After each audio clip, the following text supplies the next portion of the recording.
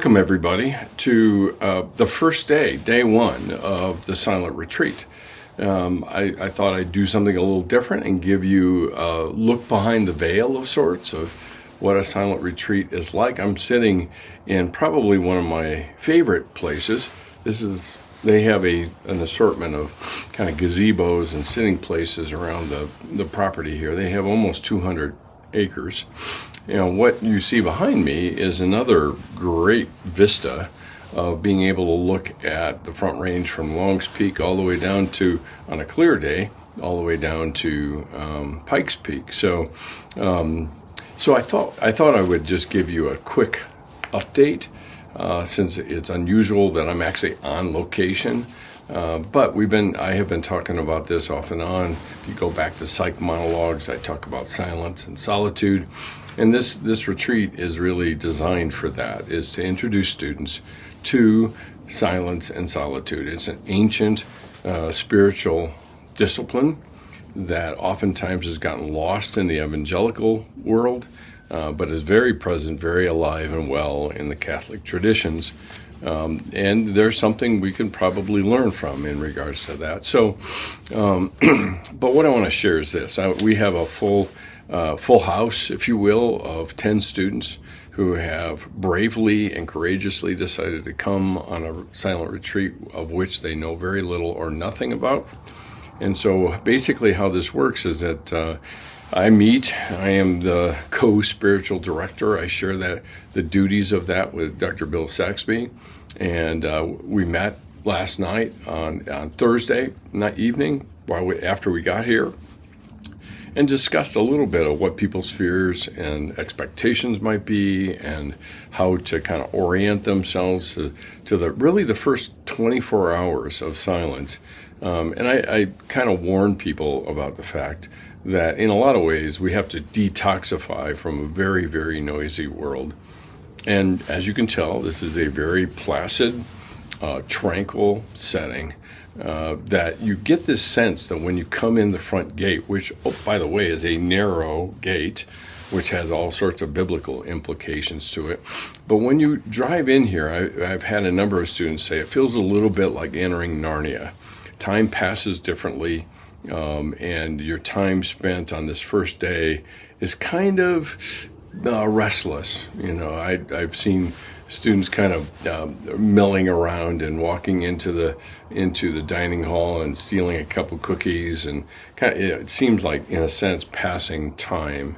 And that's okay. Really, that is very much a part of this. I think everybody engages this a little differently after you've done it as long as I have. I hit the front gate and I begin to walk around this property, and my gait of my walk changes. I think to some degree probably my heart rate changes, and I move into kind of a contemplative place, a place of introspection.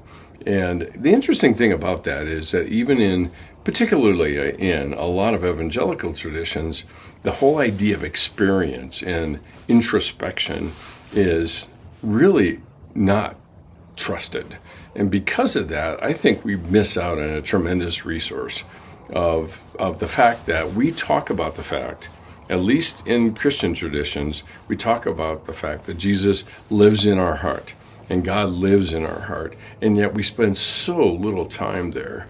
And we wonder why our relationship with God ends up being thin. And what I want to say, it ends up being kind of on again, off again. We go through these times of dryness and desert times, and then we have these times of vibrant connection again. And in a lot of ways, as is pictured behind me, is that we end up living off of mountaintop experiences, and then we loathe the valleys. But the thing that we miss is that in the valleys, there is an opportunity to build depth into who we are. And that's really what a silent retreat is about. So even if I don't go on a mountaintop, or even if I don't go even into a valley, I begin to develop the spiritual depth that is required to not only cultivate my relationship with God and Jesus, but also to have that to offer others. And there's a certain calm and, like I said, tranquility about the valley. And it's not always dark and doom and gloom. And that's really what a silent retreat is all about. So basically, one of the things that I heard last night is, would it be okay if I continued in a project of memorizing scripture? Now, the problem with that question is that I think a lot of people would say, well, of course, memorization is great. But maybe I should put, however, whenever there's an intermediary between me and God, which memorization is, it's a good thing. But oftentimes we end up using good things to avoid the better things.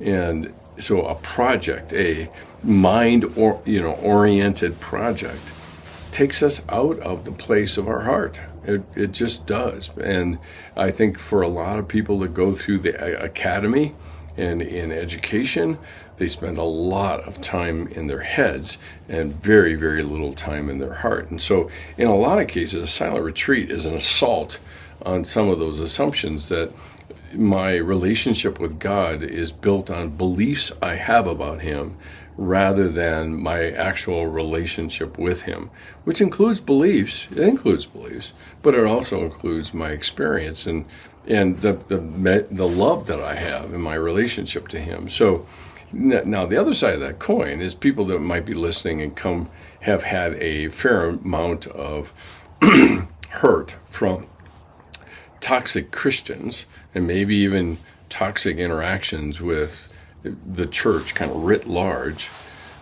This kind of thing sounds, more the same, I suppose.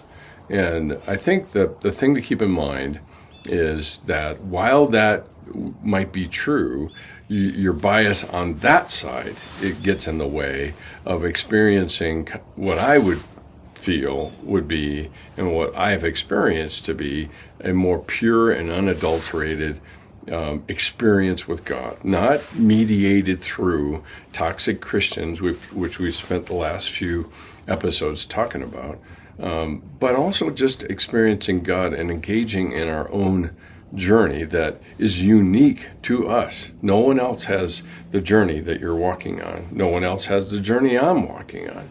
And so the thing that we sometimes lose is actually a fundamental disrespect for each other's journeys and the differences between them. And differences does not mean that they're bad, that there's something wrong. I think my experience with my golden retriever puppy, Murphy, is very different than my wife's experience with him. And that is a key element, I think, to some of the things that we talk about here in our relationship and in our journey with God. So that's the first one. The second one is, I've never done this before.